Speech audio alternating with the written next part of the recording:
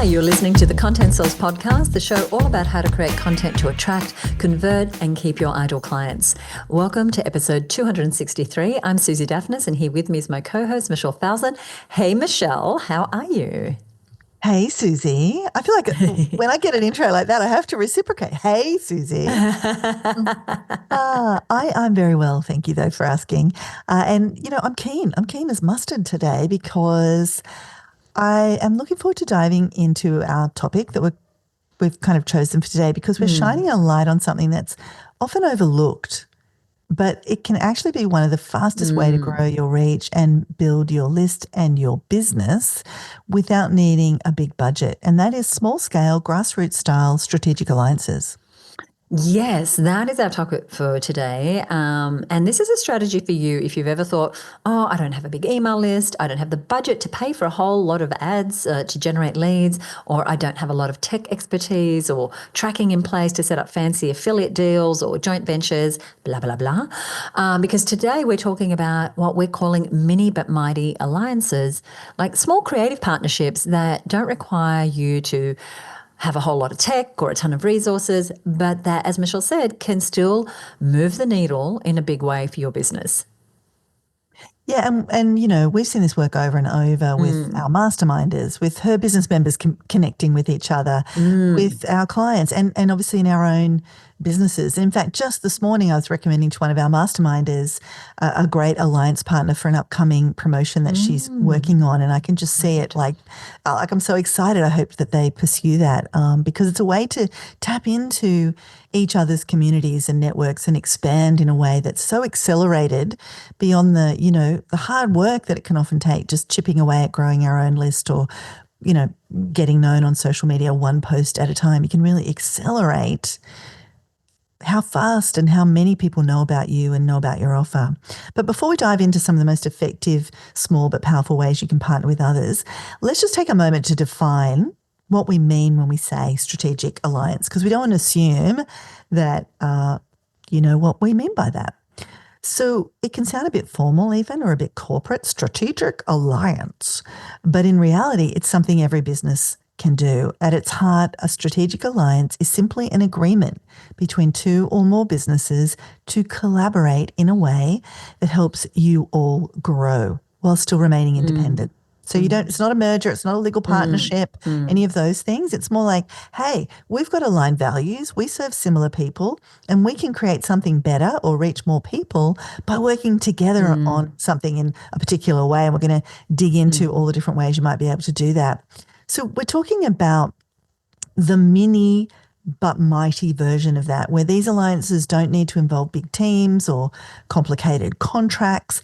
They can be as simple as, you email your list, I'll email mine, or, hey, let's include your coupon in my next shipment out, or, hey, you interview me on your podcast and I'll introduce you to my audience next week. These are really can still be very powerful ways to align with others. And the goal is that both businesses win. And ideally, your audience wins too, because they're getting more value from trusted sources that make sense, right? That makes, it makes sense that this person's talking to me and introducing this other person to me. So one example that comes to mind straight away is our masterminder, Chantel from Blue Gum Electrical. And one great example of a mini but mighty strategic alliance is what she did to create a low-tech partnership with a local beacon lighting store.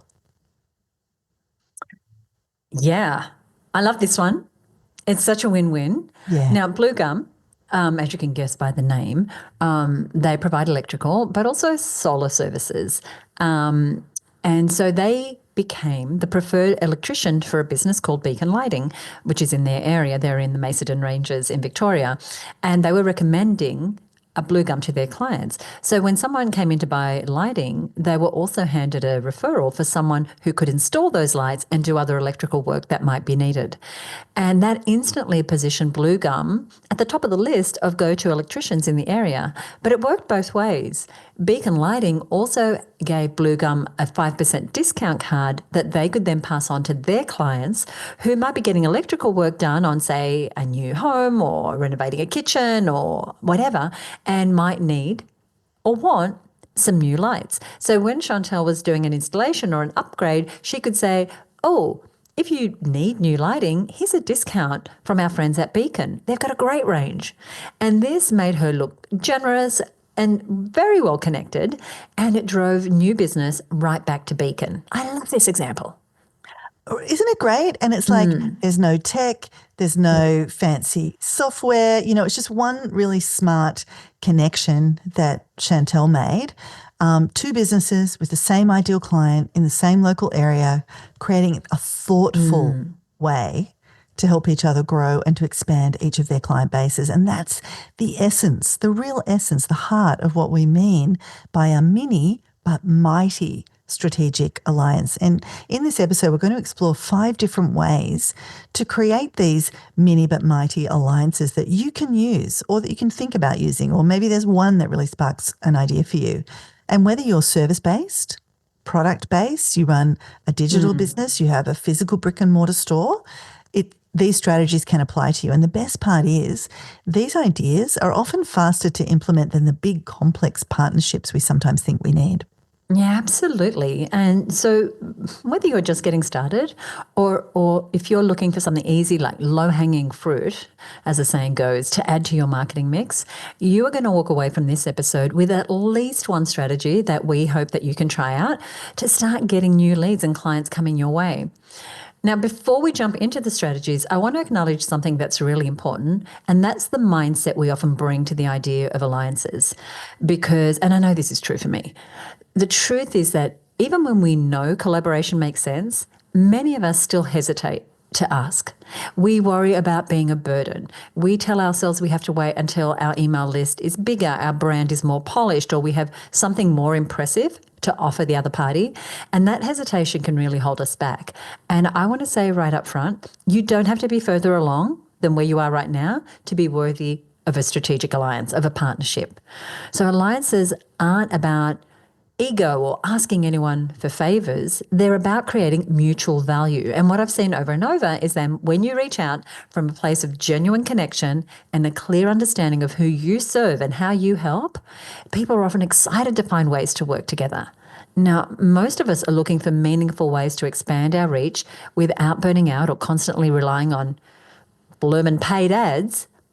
And strategic alliances, even the small ones, the mini but mighty, the simple kind that we're talking about today, can be a beautiful aligned way to do that. So if you've ever held back from approaching someone from doing a collaboration, today's episode is really an invitation to work on and shift that mindset.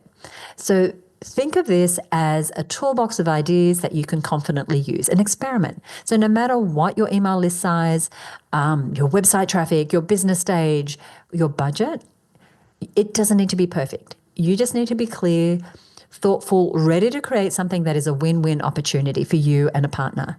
Because great strategic alliances start with a simple ask and a willingness to show up as you are and just to explore what's possible. That is just such good advice. I'm so glad we're starting with that pre-frame around the mindset and the attitude and all those nerves that you just tapped, right? That we might be feeling, well, I can't ask them, or I'm selfish, or I'm, who do I think I am? Who am or, I? Yes. or even I don't want to share my people with them, or, all the stuff that comes up, And so I love that you spoke to that. And one other important pre-frame as we kind of get you ready to discover the 5 mini but mighty alliance models we want to share with you.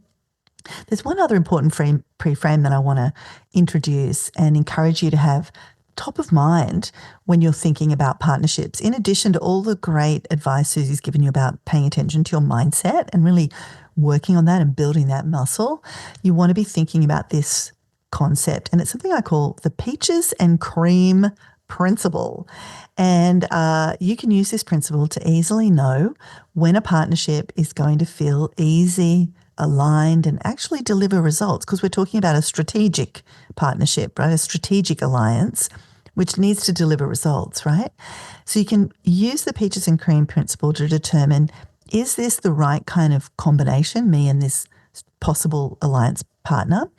Or is this actually a distraction and a drain and not the right combination, not the right collaboration? So what do we mean by peaches and cream? Well, have you ever had peaches and cream? Have you ever eaten? I remember, Susie, when I was a kid, peaches and cream or peaches and creamed rice was almost, creamed rice. Yeah, was like the dessert du jour. That was what we had, a tin peaches. And I loved, okay, I'm with you now, right? Tin peaches. Yeah. That is different. That is different. Yes, tin peaches. We used to eat yes, tinned and then pears. with the, Oh my God. yes. I mean, I could go it right now. And all that sugary syrup, my mum would open a tin of peaches. Because sometimes peaches are tart, but the canned peaches, as bad as they might be for your waistline, delicious. Just pure sugar. But, I have such fond memories of peaches and cream, and peaches are great on their own. And cream is great on its own, but when you put them together, they elevate each other. They're even more delicious when they're combined versus on their own. And are we seeing the metaphor here that you might be peaches and the other company might be cream? You're both great on your own, but put you together, deliciousness. And so just like with great food combos, there are business combos that can also create some amazing magic when you combine forces. Yeah, and that's exactly what a good strategic alliance should feel like. You and your partner are stronger together than you are separately. Not because you're doing the same thing, but because what you offer complements each other. Such an important word there, compliments. And we'll dig into that a little bit more as you think about what makes a good alliance, right? Like, here's how you know you've got a peaches and cream match. There are 3 key things right out of the gate that you want to look for. And the first is, this is so critical, Susie, that Absolutely. you share the same ideal client, but you solve different problems. And here's a reason why this is the first one, because we've put this right at the top, because this is the big one. This is the one you want to get right. Yeah, it definitely is. If you both serve the same audience, but in different, yet there's the word again, complementary ways, that is a great sign. You're not competing, you're not overlapping, you're simply helping the same client succeed, but from different angles. So let's say you're a financial coach and you work with women over 45 who are getting serious about retirement planning. You might partner with someone who specializes in holistic health for women in midlife. Same audience, different focus. And that reminds me of something we saw happen inside of the Her Business community. 2 members, Angela Council, a naturopath who works with women going through menopause, and Corinne Vandervork, who is a mindfulness and meditation coach. They found that they were both helping women 45 plus, but from different angles. One, Angela, supported hormonal balance, while the other one helped with stress and emotional regulation. So same woman client, 2 different but highly complementary services, and a perfect peaches and cream kind of fit. And Angela is actually great at collaborating. She's been able to put strategic alliances together with a number of our members, like Fiona Keary of Style Liberation, who helps women of that same age group to put together wardrobes of clothes that they absolutely love. And that's just one example. Yeah, right. Same ideal client, but solving a different problem. But like you said, Susie, it kind of makes sense that you'd introduce them to your world. Like if you're helping women with menopause like Angela does, let me just make the mental leap for you why Fiona would be such a great partner is because Fiona's audience is also for women who are, in that same age group who are wanting to find new clothes, maybe the old clothes, the old style, they've changed. It's not really expressing them anymore and they're a bit lost as to what their style is. That can often coincide with something like menopause. Weight changes can happen. All of these factors can influence you. If you're looking at solving your fashion problem with Fiona, then the menopause solution that Angela offers might feel like, oh, yes, that's exactly what I need so I can fit back into some of the clothes I love. And in reverse, if you are Angela solving the menopause problem, a tangential problem is I need to re-identify the clothes that I wear because I have put on some weight, or Right. I've changed. My mental attitude about life is different, and I don't want to wear those clothes I used to wear. I feel like a new person, and I want to re-identify myself with my fashion. So introducing Fiona to Angela's community feels like a really good value add. So the important thing here is to understand your ideal customer, because remember, that's the key. You've got the same ideal client. Remember, you don't want to be too broad about who your ideal client is, and you need to understand your potential strategic alliances customer. Who are they serving, and is it a match? Is there this simpatico that we saw in some of those examples that Susie shared, which are just awesome? And honestly, the her business community is so amazing. Those sorts of combinations are happening all the time in there. Peaches and cream left and right.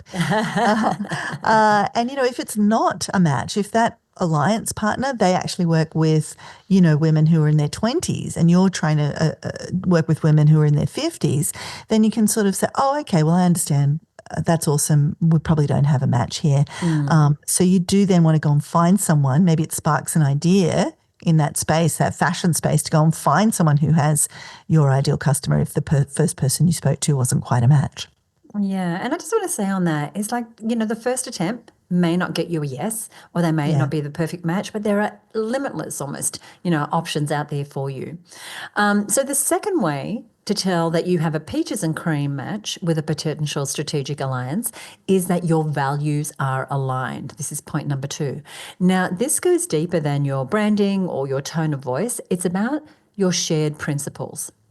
How do you treat your customers? What do you stand for? What's your approach to business? Because even if the audience is right, if your values are out of sync, that partnership can really backfire.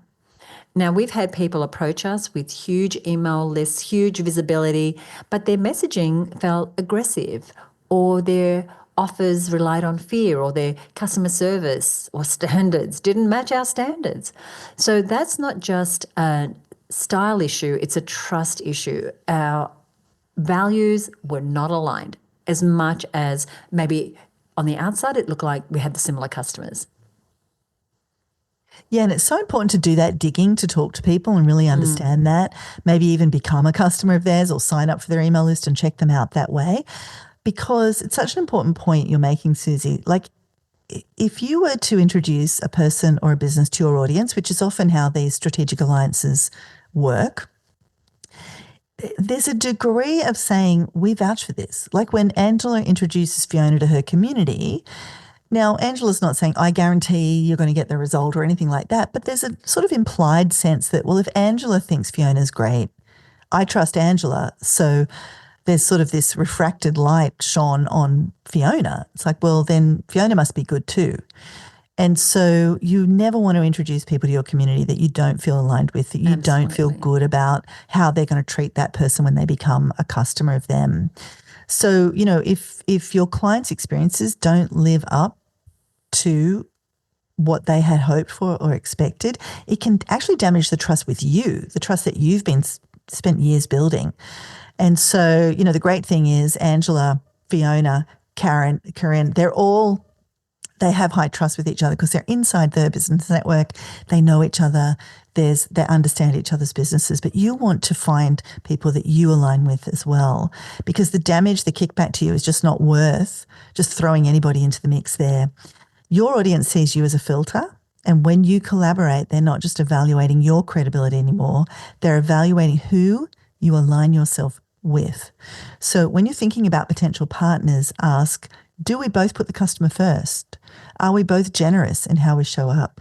Are they using phrases and ideas and language that I feel comfortable with or uncomfortable with? Do we believe in similar ways of doing business? Maybe it's about, like, maybe you're all about empowerment and integrity and ethics and community, or whatever key values you hold. Do they resonate with that too? Because if not, no matter how many followers they have, how big their email list, how many visitors to their website, how big their reach, you're always going to be compromising something, and it's just not worth it. It's never worth it. That is not what we mean by peaches and cream. That's more like peaches and pickles. lovely individually, but not together. So kind of weird, right? We don't want that in our dessert. So let's have a look at now the third way that you can tell if you have a peaches and cream match with a possible strategic alliance. And that is number 3, the partnership makes sense to the customer. This is the final test. It might feel good to you, but would it make sense to your customer? If you're a business coach and suddenly you're promoting, say, a luxury travel service, it might feel like a stretch unless you've got a really clear through line that connects those two things in your customer's mind. Oh, I love this one so much. This is where you can get really creative. Alliances that you might rule out to begin with actually can turn out to be some of the best. Like some unlikely partners can still be peaches and cream. So in that example you've just said, Susie, it's not to say that can't work, right? I'm a business coach and suddenly I'm promoting a luxury travel service. Say what, right? But what is the context? It needs to make sense for your customer to see you sharing information with them about your strategic alliance. Like, why would that business coach be sharing about this luxury travel service? But perhaps that makes total sense. For example, a way that could work in that scenario, let's say the type of business coaching you do is all about stepping outside comfort zones. And maybe you already use a lot of travel metaphors to illustrate maybe your coaching frameworks and your processes. And let's say you meet a fantastic travel service specifically focused on helping business owners have bespoke travel adventures. Now, there might be a way to share that story with your audience in a way that feels cohesive and like it gels. And maybe it doesn't gel. Maybe that's not the case. But even an unlikely duo like that can work. Right. If there's enough context for your audience member. And, of course, then there are the no-brainer matches where you don't have to do very much thinking at all to see that this is going to work. Like, for example, you're a stylist and you partner with a personal brand photographer. Like, that makes total sense. I'm going to help you dress and look fantastic. And Kathy here is going to take photos of you looking great. And we're going to put this package together and we're going to promote it to each of our respective audiences. Or a naturopath teaming up with a mindfulness coach. Same thing, right? Really no-brainer, peaches and cream. Absolutely. And so as we go now through these 5 alliance models, we want you to be thinking, who is a peaches and cream match for me?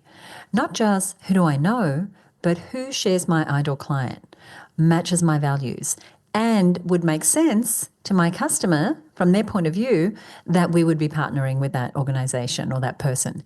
Because when you find that person, even the smallest, simplest collaboration can be mighty. That is the power of peaches and cream. Okay, so let's look at one of the simplest and most powerful approaches to creating a small but mighty alliance, and that's a local co-promotion.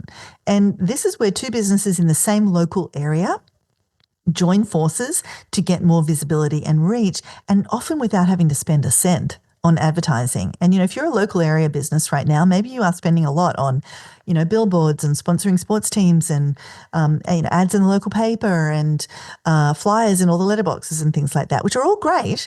But imagine being able to add a whole other stream of leads that doesn't have to cost you money.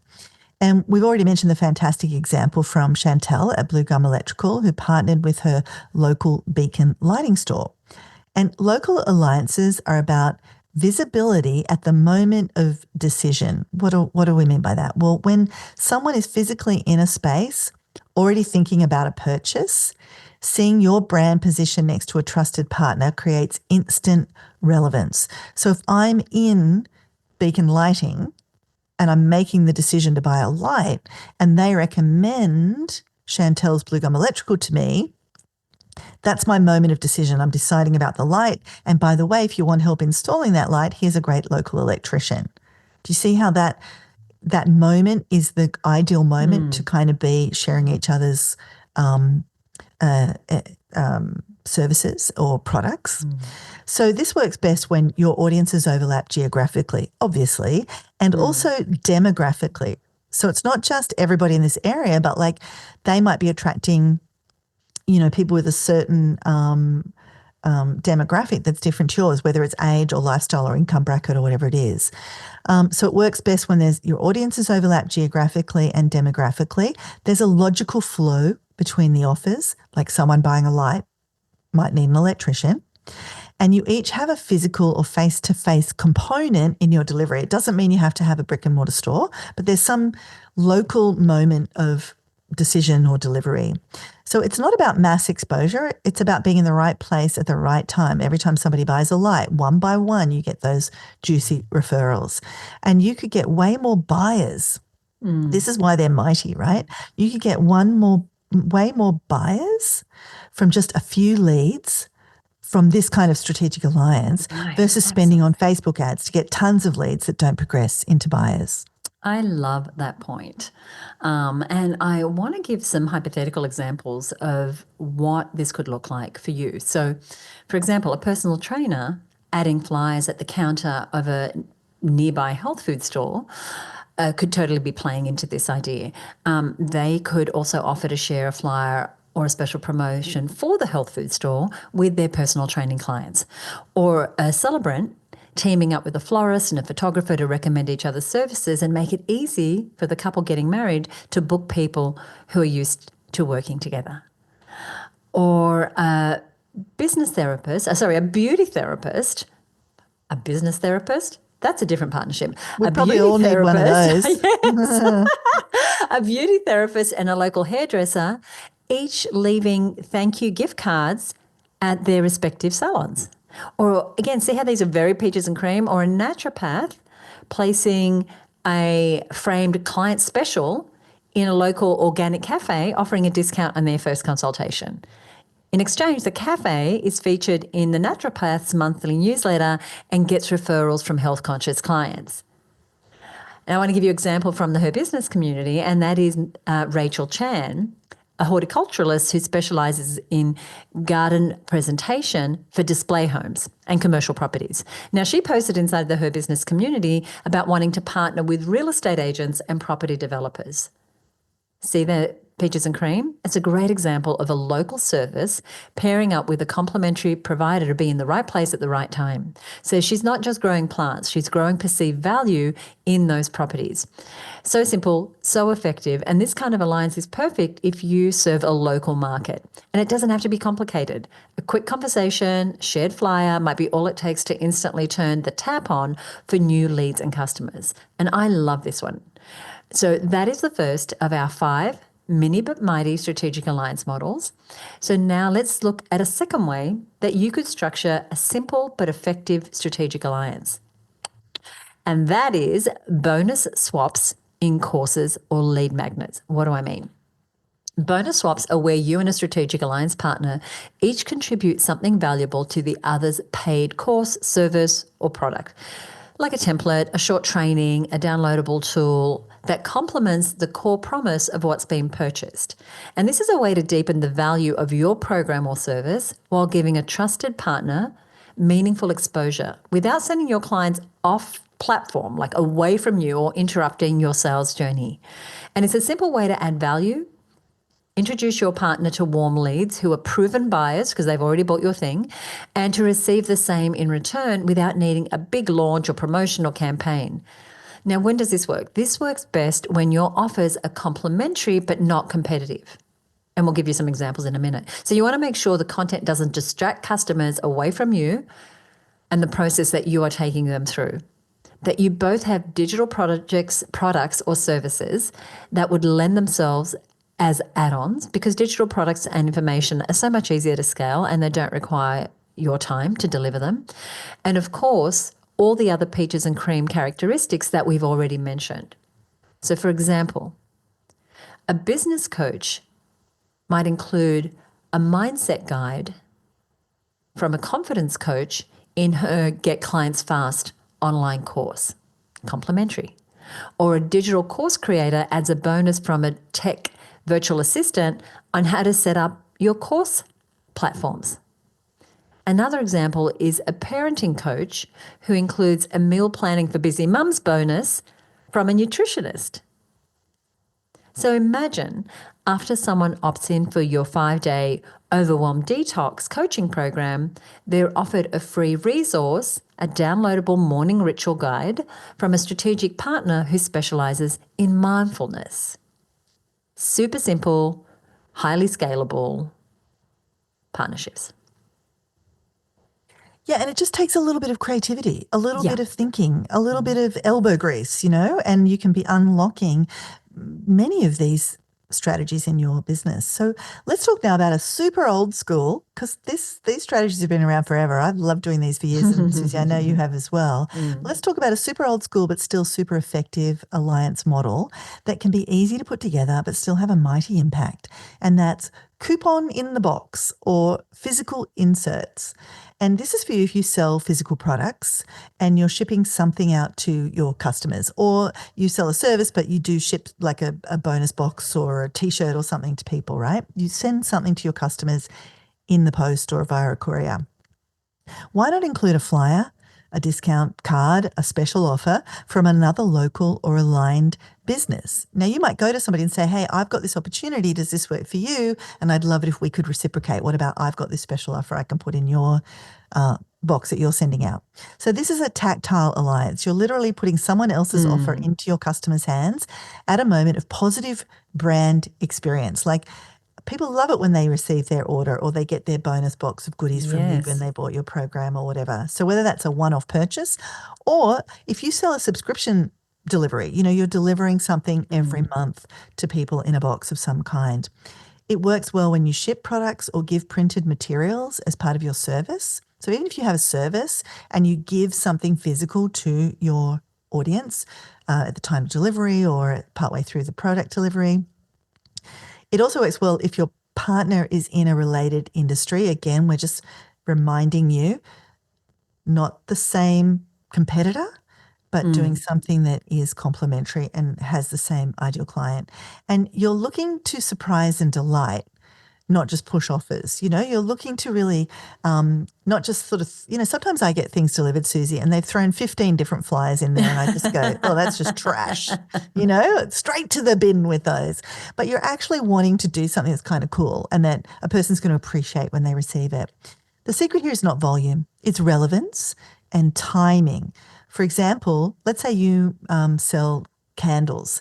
You could include a $10 off your first massage card from a local wellness clinic. You see the peaches and cream there? I've bought a candle. I'm someone who might like to light that candle and relax. And the massage seems like a great add-on to this box, this candle I've received, and I get $10 off. So they're going to look at you in a positive way and the masseuse. Or a gift company could include a sample or mini voucher for a boutique wine label or a chocolate brand. Or a nappy subscription box company could include a flyer from a postnatal yoga teacher offering a free trial class, reaching this highly targeted pre-qualified audience. So good. And there's an example that I want to share, which is from her business, and that is the beautiful Anita McLaughlin, a longtime member, and she has a business called Sequins and Sand. And she was looking for strategic alliances with complementary product businesses for her photo shoot. And there were things like sunscreen, fake tan, accessory brands, and that kind of alliance could also work as a physical insert. So imagine a summer tote bag shipping with a coupon from Anita's swimwear line and a free sample from a beauty product partner. Now, this kind of low-cost, high-impact insert strategy builds loyalty and cross-promotes with ease. So this is a business that Anita used to have. Another friend of ours, Michelle, used to have a dog tag business. And with every time she sent out the dog tag in the envelope, there would be a voucher, and she got like pet insurance companies, pet accessory companies to swap with her to promote her tags in exchange for their flyers going out with her tags. So cool. And, massively grew her business as a result. Absolutely. The key here, we've been saying it, but we're going to say it again, is alignment. You want that insert to feel like a helpful bonus, not a random act. This is a something that felt considered. And again, both businesses benefit. One gets new exposure, the other gets to add perceived value to what they're offering. And like we were saying before, you can negotiate a reciprocal deal. So that yoga studio owner that we mentioned, if I'm a nappy subscription box company and I put the flyer from the postnatal yoga teacher into my box, then the yoga teacher can be putting a special nappy subscription offer in her studio where their parents are coming in for postnatal support and yoga. You see, it's the same audience, very tangential, very related kind of offers that you're sharing. And, sorry, did you have something to say? Sorry, no, go ahead. And, these inserts, if that's what you're doing, they don't have to be fancy. You can print them at home. You can even start with a simple postcard or a code printed on a thank you slip. Canva's doing great things now. Your local printer shop can do it for you. You can just print them off on just A4 paper. Like, you start where you can. Absolutely. And, we're talking about mini but mighty and simple. We don't want you to be overthinking it. So the next one is something that we've done many times ourselves, and that's the good old email swap. And it's exactly as it sounds. You send an email to your email list promoting someone else's freebie, offer, event, and they do the same for you. So it's quick, it's relatively free, and when it's done well, it can be incredibly high converting. This is a way to build your email list. Powerhouse when done well. Now, email swaps leverage the trust that you've built with your email list to make a curated introduction to someone else's valuable offer and vice versa. And it works because it's permission-based marketing, right? You have the permission to email them and you already have trust with them. And it works best when your email lists are active and engaged, and you can each send to an equivalent number of people. So that's really important. So even if someone has a bigger email list than you, it's still possible because they can just segment the list and just send to an audience that matches your send numbers.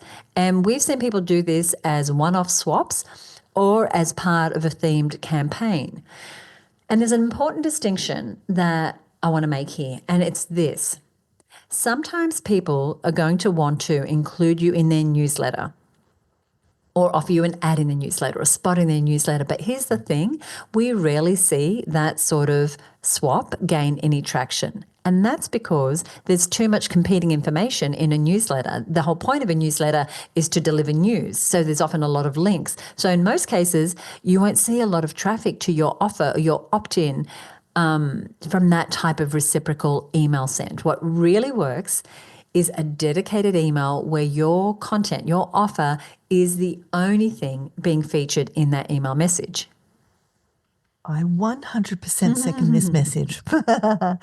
And in addition, here are a few other best practices as you're thinking about emails and email swaps that you want to keep in mind. You do want to have partner with people who've got a similar vibe to you or that can match your email send. Do you know what I mean? Like if you've got 1,000 people on your list, it might be difficult partnering with someone who's got 3 people on their email list. But if they've got 1,000 or they've got even 10,000, like Susie said, they're a good one to partner with. Make sure that this one's so important, and I've been caught with this early on when I first started doing this. Make sure you've seen their landing page and the copy for the email first. Now, sometimes you'll be writing the copy, but they'll send you some sample copy to sort of use as the basis. But before you agree to this reciprocal send, because especially if they've already sent and then you've got to deliver and then you get the link to the landing page and you go, oh my God, I can't hand on heart promote this. You're in a really tough ethical situation. So make sure you've seen their landing page and copy first so you can really believe, yeah, I'm happy sending that to my people. Or sometimes I've had to have difficult conversations with people to say, I can't send that, let's fix this up. Always check that your who and your what, that is, who's your ideal client and the thing you're selling really align. It needs to feel natural and relevant for your audience, a theme you're seeing coming up again and again.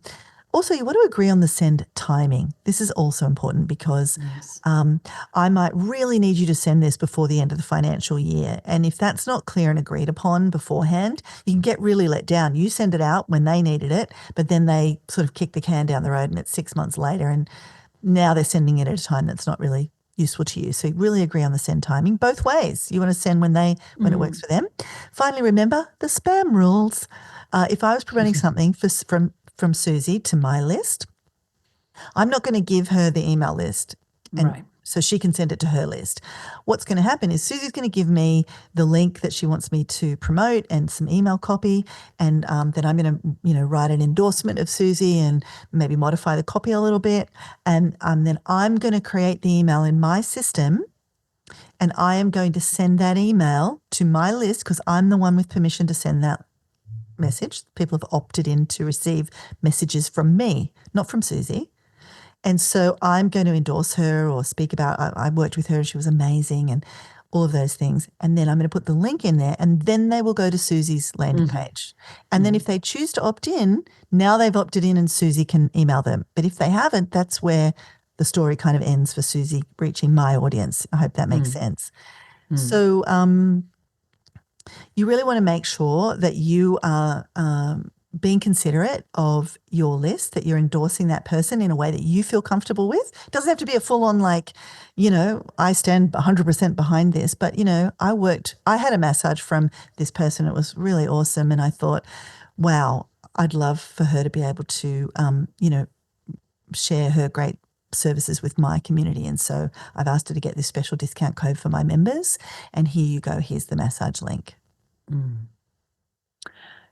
This is probably the easiest strategic alliance model to test. And if you don't have an email list yet, then do a social media feature swap or something like that instead. We recommend you have and grow an email list.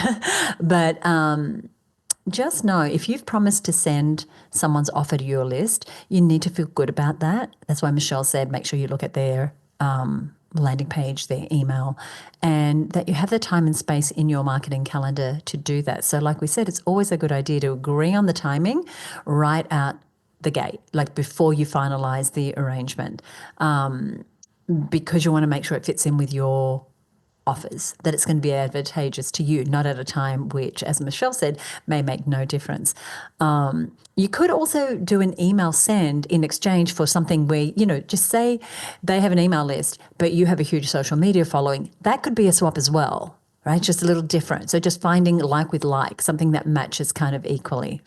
Here are some examples to get your brain working. So a copywriter with a lead magnet could do a swap with a website designer offering a 5 website mistakes guide, or an infant sleep consultant might swap emails with a baby photographer offering a mini guide on, best lighting for newborns at home, or a financial coach could swap with a legal consultant for business owners who specializes in business owners on how to protect your assets, or 2 wellness coaches with similar sized lists can swap emails, one promoting a free meditation challenge, the other promoting a 7-day sugar reset guide. See, they're complementary. They're not going to be at odds with each other. So they're 2 wellness coaches, but they specialize in different things, or they're offering different things right now.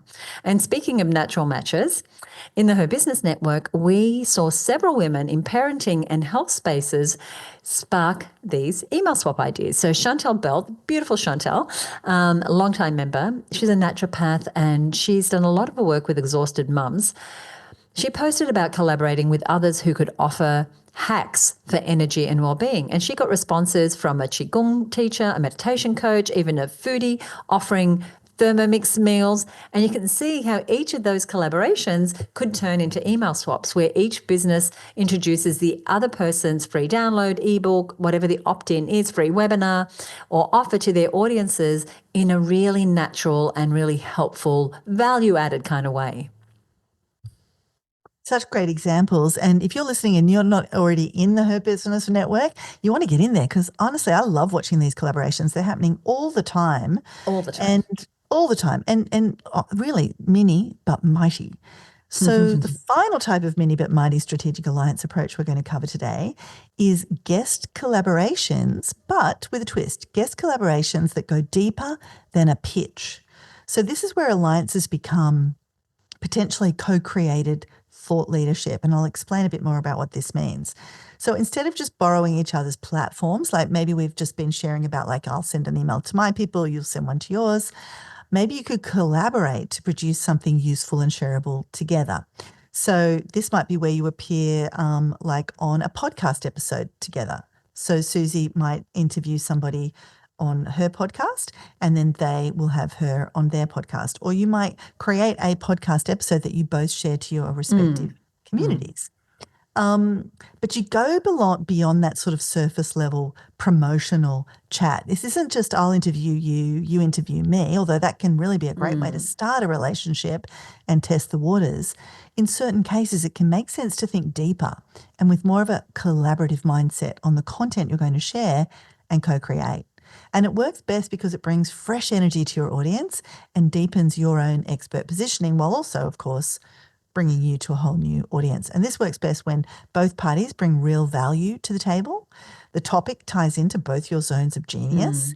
There's a creative hook. Like it's not just another guest interview. While I love guest interviews, there might be some real reason that you two need to collaborate on this very specific thing. So think of it like, what's a conversation that we can have together that my audience can't get from me alone? And again, some examples like a finance coach and a systems expert co-host a workshop on money plus time freedom. Now, that's a really great answer to what's a conversation we can have together that my audience can't get from me alone. I can help them on the money freedom part, but you're going to help them on the time freedom part. And actually, what if we combined forces and ran a workshop together where we promoted it together and then we shared the leads that came out of it, and we maybe even you might decide there's actually a product you can sell off the back of it together. That's kind of another extension of that. Maybe two course creators co-write a Tools We Love guide that they email to both their lists, or a coach and a copywriter create a joint video series on enrolling clients through storytelling. Or a podcast host invites a strategic partner to co-host a 3-part mini-series on scaling a service-based business.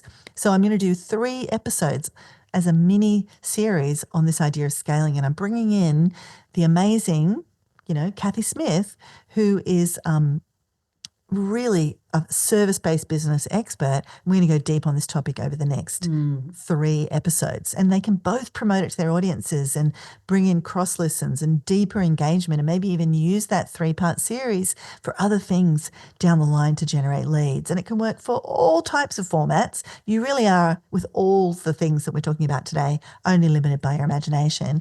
You can co-create a free guide, host a shared training or a Q&A session, do a partner picks email roundup where you each feature tools or tips from the other person. So many possibilities. And so much fun too, I think, to co-create. I love co-creating. And we've seen beautiful examples of this exact thing Michelle's talking about right inside of her business. And now the lovely Anne-Marie will share. Her expertise is in helping people, mostly women, find their authentic voice, and I mean actual voice. And she teamed up with another wonderful member, Laura Reel, who's an expert in eye health. She has a store in the QVB in Sydney. And they ran a joint Facebook Live on the challenges of Zoom fatigue, combining voice and vision tips in a really fresh and valuable way. So this wasn't just a guest spot, it was actually co-created thought leadership. And what's more, that post sparked a flurry of, when she posted it in the group, of other women reaching out to Anne-Marie to collaborate, just showing how magnetic these aligned partnerships can be if we just open our mind up to the possibilities. Oh, yeah, absolutely. And these types of strategic collaborations, and imagine that word underlined, collaborations, can build a ton of trust because your audience sees you associating with other trusted experts. Plus, they often spark even more ideas, like what you were saying, Susie, there about Anne-Marie. Maybe it flushes other people, go, oh, she's a collaborator, I might reach out to her. A guest blog might lead to a workshop as well with that same person. Like, we loved collaborating on this. Let's do this next thing together and this next thing together, and really magical things can open up. A shared video could turn into a bonus swap or an email swap or any of these other strategies that we've talked about. And all of it starts with, hey, how can we create something valuable together? What's a conversation we can have that my audience can't get from me alone? Absolutely. And that's, in fact, Michelle, how we began working together. We collaborated Yeah, on one right. webinar and then we thought, oh, this is great. Let's do a short online course together. And then that has led now, over a decade later with the 12-month Marketing Success Mastermind, our 30-day Mastermind Experience program that we run once a year, the 2-day Advanced Offer Creation Intensive that Yeah. we ran earlier this year and we're running again. So you just never know with some of these early collaborations, starting small, starting mini but mighty can actually lead. But do start small and just see how things pan out. We don't encourage you to dive into a massive, lifelong commitment or collaboration right out the gate. Mm. And I don't even know that that's possible. Like we couldn't have even imagined what we're doing No, together now. It no. really did begin with that first webinar. And I've just had a whole little stroll down memory lane as you told that story. Yeah, magical things can come from small but mighty collaborations. So let's just do a really quick recap of the 5 mini but mighty strategic alliance models we've covered today. The first one was local co-promotion. Think flyer swaps, in-store signage, shared workshops or shout outs in your local area. And this is great for visibility at the moment of purchase. Number 2, bonus swaps in courses or lead magnets. So you each contribute a valuable resource, like a checklist, a template, or a short training, to the other person's paid program or free opt-in, deepening value without interrupting each other's customer journey. 3, coupon in the box or physical inserts. And this is perfect for product-based businesses or if you are a service business that has some physical delivery aspect. You include each other's offers in the form of flyers and cards and things like that in shipments to surprise and delight at the point of delivery. Number 4, email swaps or reciprocal sends, as it is sometimes referred to. You send an email to your list featuring your partner's offer and they do the same. And this works best, like we said, when the message is dedicated, one email, not mixed in with a newsletter, when it's aligned. And of course, when you've agreed on the terms and seen each other's offers in advance. And number 5, our 5th mini but mighty strategic alliance model is guest collaborations that go deeper than a pitch. Don't just appear on each other's platforms. Co-create something meaningful like a free guide, a joint workshop, a podcast mini-series that combines your zones of genius. Oh, I love them. I love them all. And as you're thinking about what's right for you, remember you don't have to do all of these. Just pick one that feels easiest to test first. But do ask yourself, who shares my ideal client but solves a different problem? Who do I already have a warm relationship with or easy access to? Like as we've seen inside the Her Business community, here's a group of people who know, like, and trust me, that I know, like, and trust. Let me start right there. What's simple that you could try with low effort but high potential? Like, ask yourself those 3 things. That's a really great place to start. Yeah, and just running through all of that is that peaches and cream principle. The best partnerships are the one where you complement each other. Your values align and that collaboration makes sense to your customer. They're really the DNA of that peaches and cream principle. And we really hope the ideas we've shared have given you some inspiration to go out and try one of these small but mighty alliances in your business. And we want to circle back at this point to that mindset piece that we started with at the top of this show, because, we've shared a bunch of practical, actionable alliance strategies that you can start using right away. But none of them matter if you are still holding yourself back from reaching out, or if you are like vehemently like, no one's going to access my audience and have that scarcity mentality. It's really hard to use the power of these strategic alliances.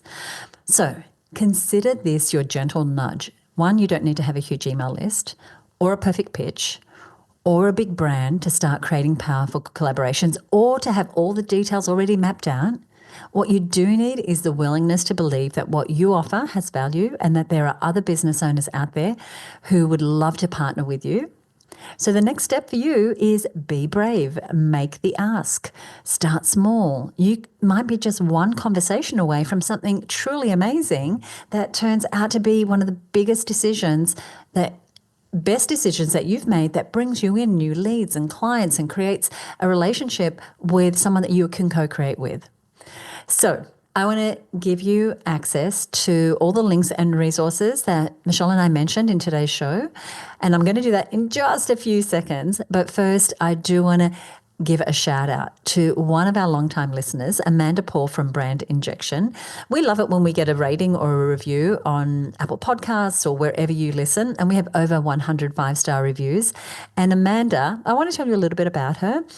She curates a flow of qualified leads for property developers to reduce overwhelm and to propel their sales cycle. And she does that. She's a marketer. She helps them create lead generating sales pages and optimizing them to maximize their effectiveness. And she said this. She had a headline on her review. She said, "Business made easy." Whether new to business or a seasoned professional, this podcast has it all. Susie and Michelle just make business make sense.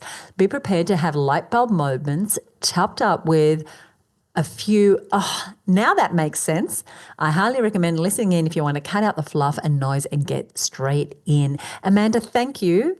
That's Amanda from Brand Injection. We'll put a link to her in our show notes as a big thank you. Now, here's the thing. Anything we've mentioned here on the show, whether that's a resource, whether it's a past episode, anything we've mentioned, we're going to put in a summary of today's episode, those 5 areas, over at herbusiness.com/mini but mighty, or one word, herbusiness.com/mini but mighty. Michelle, we're at that point in the episode where we give a sneak peek into what's coming up next.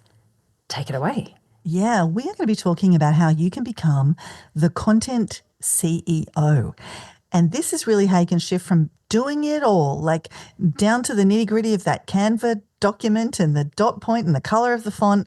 How do you shift from being in the weeds like that to being the content CEO? And how, what does that mean for your thinking? And that's where it begins, how you're thinking about how this stuff gets done. What does it mean for your systems? What tools might help you? What people might help you? All of those things we're going to explore in the next episode, how to become the content CEO. I am very excited for that episode. We want to thank you so much for listening. Before we wrap up, there's 2 things I want to do. If you are new to the show, if you don't already subscribe, hit that follow button, that subscribe button, wherever you are listening so that the next episode drops right in there for you as soon as it's out. And the second thing I want to do is say, Michelle, is there anything you want to say before we go?